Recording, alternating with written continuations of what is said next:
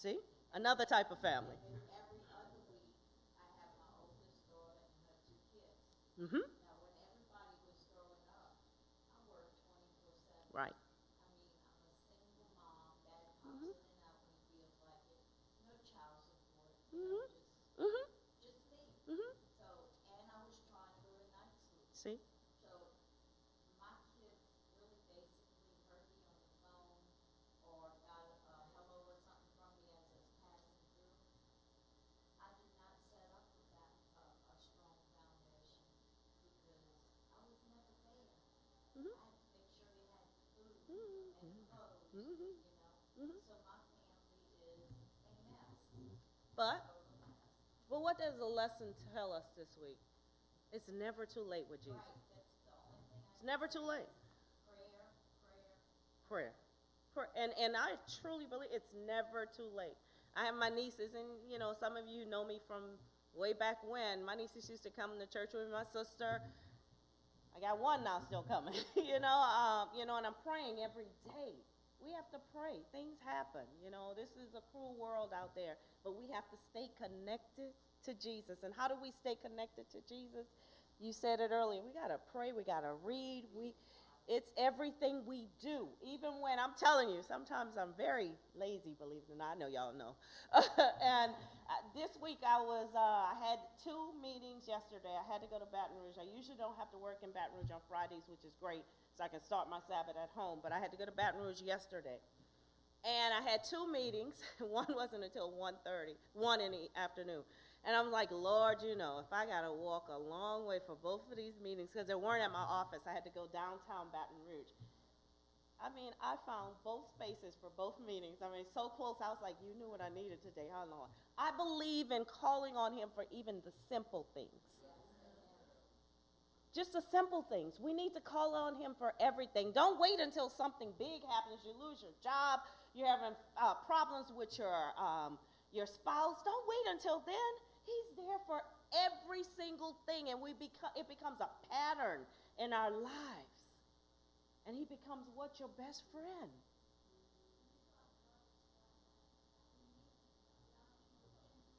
Nothing. That,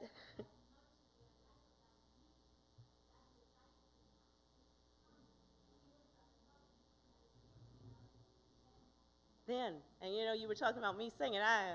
It takes a lot to get me to sing. I used to sing a lot in the groups, but that song, I need thee, oh, I need thee. Oh my goodness, when you think about those things that God does, and we need him, and he's always there. And every time, I'll tell you, I love music, and she was asking me, I love music. I grew up with music, grew up singing, even took music stuff at LSU, thought I was going to be this opera singer, and I can always find a song that's just going to cheer me up. It's always about Jesus, and I love, some people, I'm very traditional. I love songs in the hymnal. I love them. They knew what they were talking about. So what are some characteristics that don't express love and causes disunity? What are we seeing out there in the world now that they are saying that you don't need a family, or you don't need to be married, or you don't need this? What are we seeing besides those attitudes that are causing disunity in families? Selfishness. What's happening? Brother Leon talked about the father who wants to take care of his family, but he's always gone. If he's not in the home, what happens?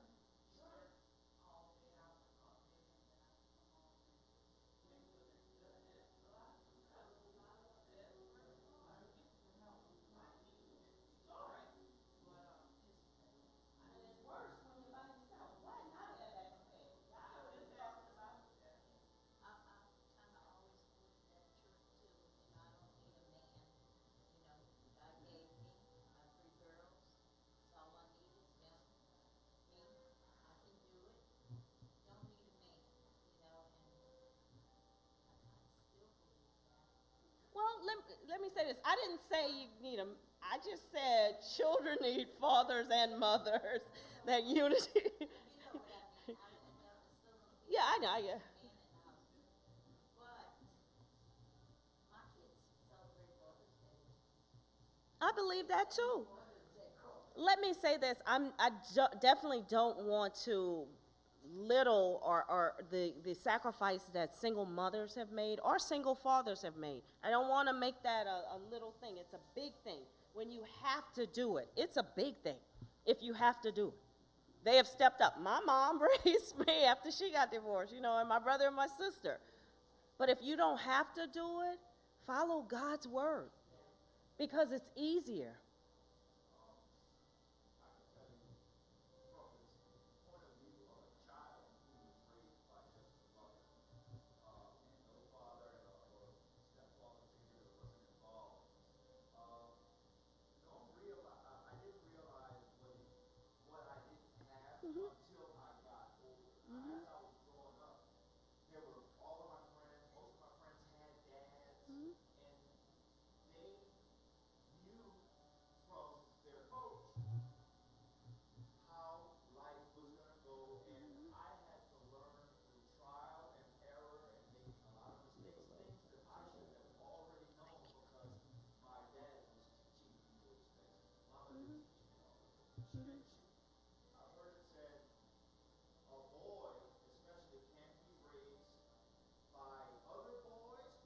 No. True.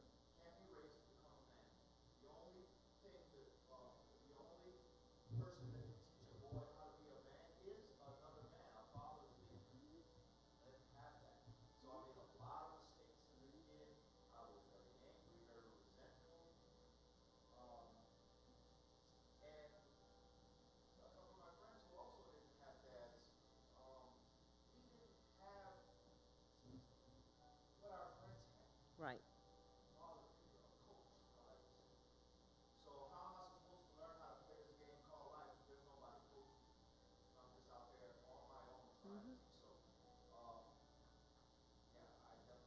So, thank goodness we do have that example of God the Father. And it's not that it's easy, don't get me wrong. We say we have God the Father, I don't need a father, or he can take the place. We have to make it have the process that's necessary. So the church family is the family when there's not, and the lesson brought it out this entire week. When there are issues at a home and the family, and we see the family doesn't have that unit, the church family should be stepping in. So for those young men that need fathers, just like the same thing for those young ladies that need mothers, and sometimes there's a mother and a father there, but they need a true example of what it means to be married, what it means to let God lead that marriage. And the church is supposed to be there for that. So the next question is, Jesus prayed to his Father that his followers would be one as we are one. What is the role of love needed in order to achieve this oneness? We say we love each other, but do we really? Do we love as Jesus loved? How did Jesus love? Tell me. What did he do with the woman at the well? Talk to her. And was that a no-no back then? So he went against the norms. What did Jesus, go ahead. Yes. Whoo.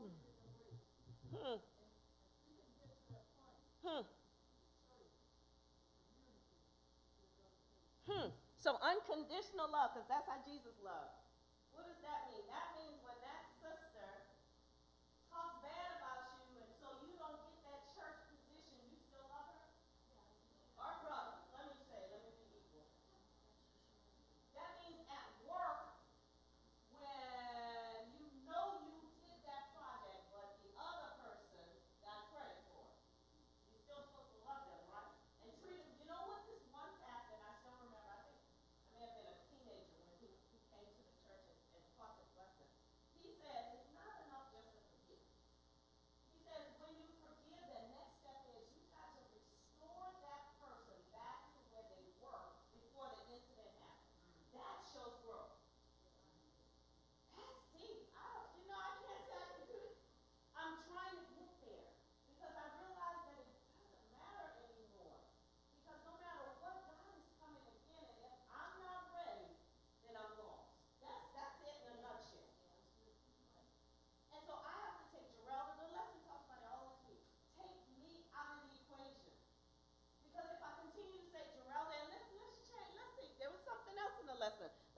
Corinthians 13. The lesson talked about putting your name in there. So it says, let's go to 4. And I'm going to mess with Brother Fred. It says, charity suffereth long and is kind, but Fred envy it not. Fred vaunt it not itself, is not puffed up, doth not behave itself unseemingly, seek it not his own, and is not easily provoked, think it no evil. I started putting my name in there, and I'm like, ooh, my goodness. Rejoice it not in iniquity, but rejoice it in the truth. Sister Lesby, beareth all things, believeth all things, hopeth all things. Brother Leon, endureth all things. When you start putting your name in there, you realize the responsibility it is. Because that's unconditional love. Just go to 1 Corinthians 13. And all those things it talks about are things that we go through as humans, right? I had one of my bosses this week, and I think I've told y'all before, I have 37 bosses. My bosses are a board. It's a nonprofit board, and they're all my bosses. They can all write an evaluation when it's time for my evaluation. I think I had 26 different responses, but the board president compiled and everything. So they're all my bosses. And one of my bosses was questioning the integrity of myself and my staff in providing some information that she said she didn't get. Thank goodness, because my other bosses know how much I believe in having that integrity and doing what I was supposed to. She came to my rescue. I didn't even have to say anything about it. She did it all alone. But when that happened, you know where I've gotten? Because I've been there 3, I'm going into my 4th year. It used to be when this particular person, because she really does, it's like my agent in the camp or whatever. She really is. In the beginning, it used to bother me so much. Not that I didn't think I did my job, but just the fact that what could I do to please her? I've gotten to the point, you know what? I don't even feel bad for her. Feel bad about what she does. I pray. I begin to pray. I'm not saying I'm all the way there with unconditional love, but I pray for her. Because obviously something has bothered her to that point. She doesn't bother other people. But I pray. And that's what we got to begin to do. People do things to us. We still have to show them Jesus. So how do we show them Jesus? We begin to pray for them. Because when you start praying and take Jerrelda out of the equation, you begin to see them as Jesus sees you. And don't you want him to see you as something that's redeemable? So we have to pray for our brothers and our sisters. And you know what? I had to pray for myself too. Because I know, and some of you know, I'm a hothead. I used to be more of a hothead than what I am now. And I come from a family that, we can tell you all. See? And that'll be it. But I've learned, that's not always the right way to handle situations. So unity among his followers was on Jesus' mind in this prayer. Experiencing agape love. What is agape love? God's love. Unconditional love, as Brother Leon said, right? No matter what? Yes. What were you saying? I love that. Ever enduring. And didn't want to wait. Where is it in? Didn't it says endureth all things? When we go to 1 Corinthians 13. Agape is the Bible word for God's love used in this prayer and in many other places in the New Testament. Such love is God's very nature, and it identifies Jesus' followers. God's love is not natural to the sinful human heart. It comes into one's life as Jesus dwells with the believer by his Spirit. And I love this. We love him because he first loved us. 1 John 4:19. He wrote, and if God so loved us, we also ought to love one another. 1 John 4:11. So let's talk about selfishness. I struggled this week because I saw myself in the mirror, the man in the mirror like Michael Jackson used to say, and I didn't like what I saw. How do we reveal or express selfishness in our lives? How do we do it? So I started thinking about it. I had a friend who needed to talk. I had a very heavy week. I had 2 board meetings. I had another meeting after that. We were trying to do a deal. I just had a busy week. But she needed to talk to me. I had to come to that and to talk to her. It was so hard, and I had to start thinking, why am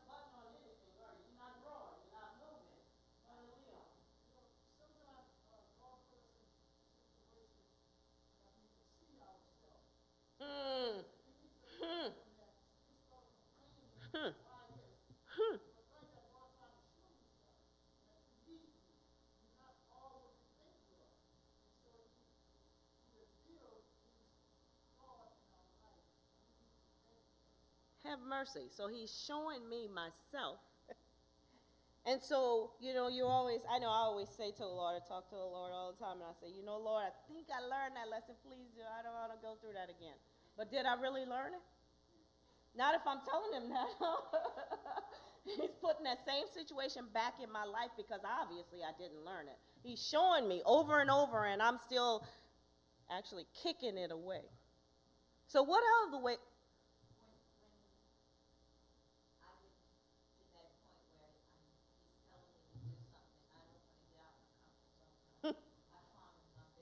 Mm. I know me. Sermons, but that preaching to me is not doing what he wanted me to do. And my mind goes back to thinking, I'm going to be judged on the time I wasted. She just said something very powerful. And guess what? We're each going to be judged individually. I'm not going to be judged on the time my mom spent with Jesus. What I'm going to be judged with, the time I spent with him, right? So I have to remember that. And I have to tell myself that all the time because I'll tell you, I don't complain out loud. You probably won't. Very seldom you'll hear me complain to somebody. But I'll complain to myself in my head, I'm so tired. I'm so tired. And God is probably tired of hearing me say that because he's saying, girl, I'm giving you the strength to do what I need you to do. I have to be obedient. That's another word this week, obedient. Submission and obedience is all a part of that. So my next question, is it possible for us to be so surrendered to Jesus that we lose selfish tendencies? Is it possible? Yes. Yes. Don't say it's not. It is. It's necessary. Got to do it if we want to see Jesus, right? Next question, how do you live a life of selflessness? How do you do that? With Jesus, let me say that. Selflessness. How do you live a life of selflessness? I'm going to clarify. With Jesus. 1, 2. That is also Christ Jesus.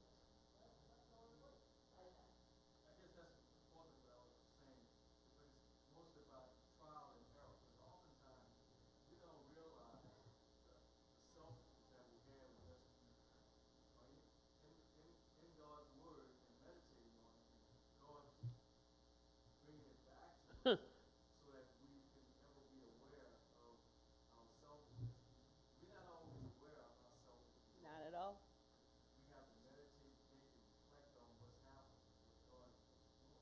We're not aware.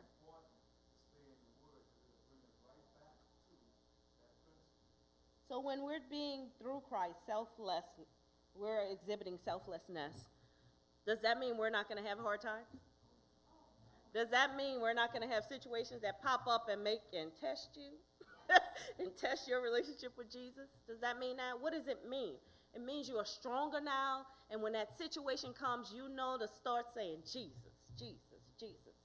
And I'm serious. I have had situations where that's the only thing I could call at that point. And you know what? He comes through.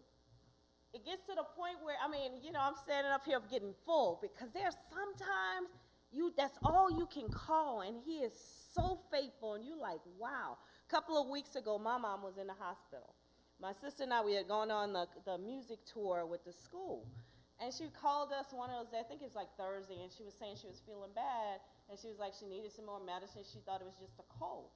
And so we had been telling her, just let my niece, who was still at home, Jamari, bring you to the emergency room, because we tried to get her into our primary care, told him some symptoms, and he's like, no, go to the emergency room. She said, oh, I'm feeling better. So when we get home, and Sunday morning, my aunt, I'm going downstairs, and my aunt says, your mama was sick last night, but she told me not to tell you. She's hard-headed. I tell her that all the time. And then, long story short, we go to the emergency room, and they want to keep her. Find out, she not only has shortness of breath, she has fluid in her lungs. Long story short, I was like, Lord, have mercy. You know, when somebody you're close to gets sick and those types of things. And I just got to the point, I was like, Lord, you know what kind of week? I just was out a whole week. I'm going to stay with my mom at night, and I'm going to get up and rush and go to work, and I'm going to come back, and I'm going to stay with her. And I did that, but I said, Lord, I need you to take care of this. And that Tuesday evening when they said my mom was getting released, but they were saying congestive heart failure, I'm like, I'm not claiming that. It was so hard for me. I said, I'm not claiming it, but if it is, we're going to know what we got to do. I took her that next week because she had a follow-up appointment. We go back to the doctor. Her numbers, her everything were so clear. I just sat there and I said, you heard me, Lord. He hears you. Yes. And it doesn't always come out that way. But you got to trust him. You got to try him and trace him where you can't see him. That's how we get it. Sister Leslie was asking earlier, how do we have that relationship? How do we build it? You got to try him where you can't trace him. Some man says it's impossible. God says it's possible as long as it's according to his word. Go ahead. It's like going back to the little things. The little things like, Lord, I can't find my keys, and he helps I believe that. And oh Lord, I don't know Yes. where this is. Yes. If Yes. we can trust him in the Little little things, it'll build, and our faith will grow to be able to trust him in everything. So my question to everybody, and we're going to move on to the next submission because it's important, but selfishness. Just remember, selfishness, the family destroyer. So my question is, how much time are you spending at the cross fighting against whatever selfishness is in your life? How much time are you spending at the cross? And I'm talking to myself. Don't think I'm just talking to you. I'm talking to myself. So I'm going to read this. This is what Ellen G. White said in early writings. If pride and selfishness were laid aside, 5 minutes would remove most difficulties. 5 minutes. She didn't say all, but most. If pride and selfishness were laid aside. It also says, as human beings, our natures have been corrupted by sin, and perhaps the greatest example of that corruption is the curse of selfishness. Jesus' whole life is a perfect example of what it means to live without selfishness. To the degree we emulate his life, 1 John 2:6, we will overcome the tendency to live only for ourselves. And this is it. If pride and selfishness were put aside, so many problems could be solved very quickly, long before they fester and brew and eventually turn into something nasty. All members of the family, especially the parents, must be purged, Proverbs 16:6, of this sin at the foot of the cross, the greatest example in all the universe of selflessness. Even if that means constantly coming back to the cross and kneeling in prayer, faith, tears, and submission, which we're now moving to submission. What is the difference between forced submission and submission as a gift of love? So I'll tell you, when I was growing up, and I remember reading about wives submit to your husbands, and I was like, really?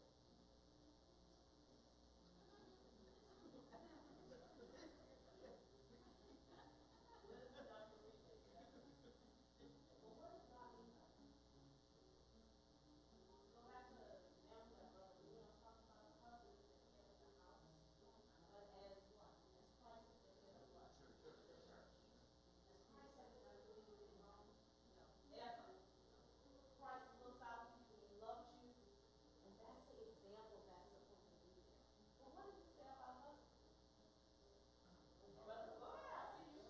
Love your wives, right? I see you, I see you. Go ahead. Even as Christ loves the church.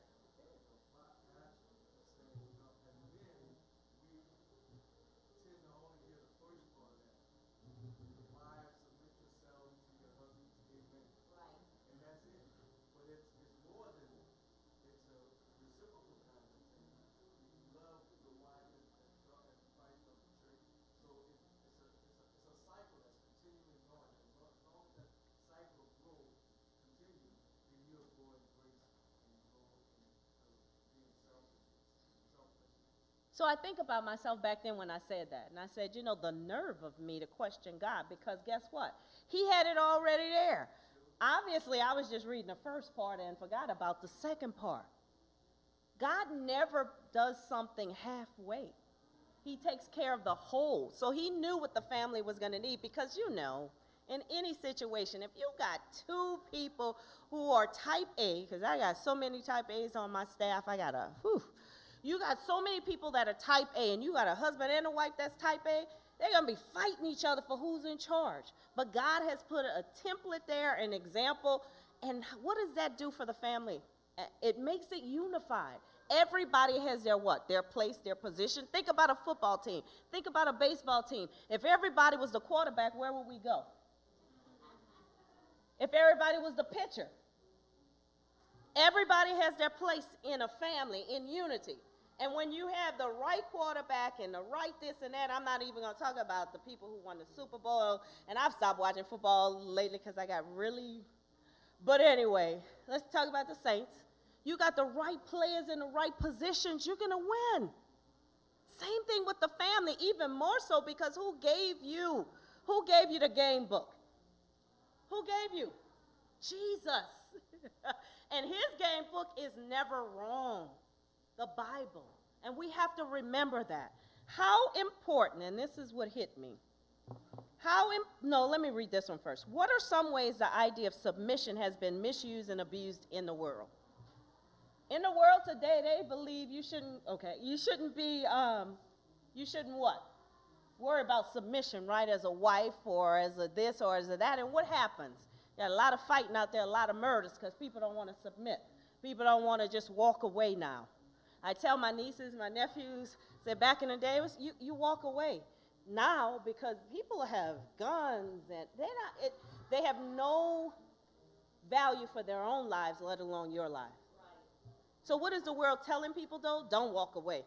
Fight your battle. It's you, but we shouldn't. So my next question, and I know I have to move on, how important are humility and service in relationships? We got to be humble, and we have to serve. Didn't Jesus, what did he say he came to do? Seeking to save the lost. And what did Jesus do? What did he do when he washed the feet of his disciples? To think about that, that's like telling the King of England or the Queen of England to come down and wash your servant's feet. And he did it. He had no problem with it. Why?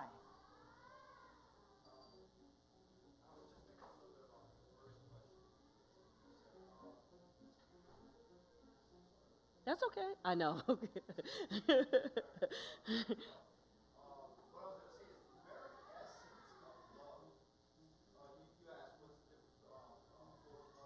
Yes.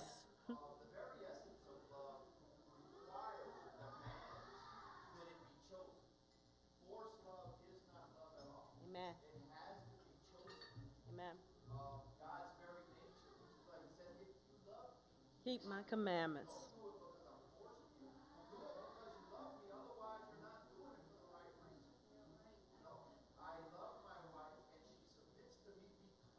Of God's love. That's right. Amen. And then I'm going to wrap it up.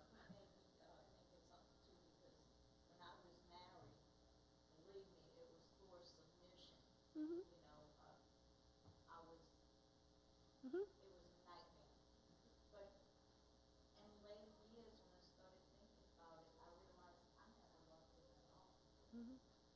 Mm-hmm. Mm-hmm. I wish I had time to read this. I don't. If anybody has the teacher's lesson, please go here. If you don't, then go online. You can find it, the teacher's comments. And it's on page 95 of the teacher's comments, and it talks about marriage and how you have to do you know how you talk about one-upmanship? Marriage is about one-downmanship. And it's in here. I'll just read it. Okay. Give me 2 more minutes, people. It says, basically, marriage is a unique experiment to see if two potentially radically different people can operate as one. Mike Mason presents the struggle this way. Even the closest of couples would inevitably find themselves engaged in a struggle of wills, for marriage is a wild, audacious attempt at an almost impossible degree of cooperation between two powerful centers of self-assertion. Marriage cannot help being a furnace of conflict, a crucible in which those two wills must be melted down and purified and made to conform. In his brilliant chapter entitled Submission, Mason puts his finger on how this can happen. It sounds a bit like the rope parable. He who is least among you, says Jesus, he is the greatest. Marriage at its best is a sort of contest in what might be called one-downmanship, a backwards tug of war between two wills, each equally determined not to win. That is really the only attitude which works in marriage, because that is the way the Lord designed it. I'll just read these and then I'll finish. I know I have to go. Think about this. Why is keeping your promises vitally important for family unity? So you need to keep your promises. A household principle, the proving ground of Christian submission is in the home. If this principle is effective there, it will make a dramatic difference in the church. And I will conclude. The secret of family unity. The cause of division and discord in families and in the church is separation from Christ. To come near to Christ is to come near to one another. The secret of true unity in the church and in the family is not diplomacy, not management, not a superhuman effort to overcome difficulties, though there will be much to do, but union with Christ. The mission of the home extends beyond its members. The Christian home is to be an object lesson, illustrating the excellence of the true principles of life. Such an illustration will be a power for good in the world. For more powerful than any sermon that can be preached is the influence of a true home upon human hearts and lives. As the youth go out with such a home, the lessons they have learned are imparted, nobler principles of life are introduced into our households, and an uplifting influence works in the community. That's Ellen G. White Ministry of Healing. And my final thoughts. Remember that submission, love, and commitment need to be demonstrated not just in nice little words, but also in hundreds of little actions each day. Are we prepared to do that? True unity is a beautiful thing to behold. The recipe is very simple: otherness and submission. Conservative towards yourselves, but liberal towards others. Remember that, and thank you.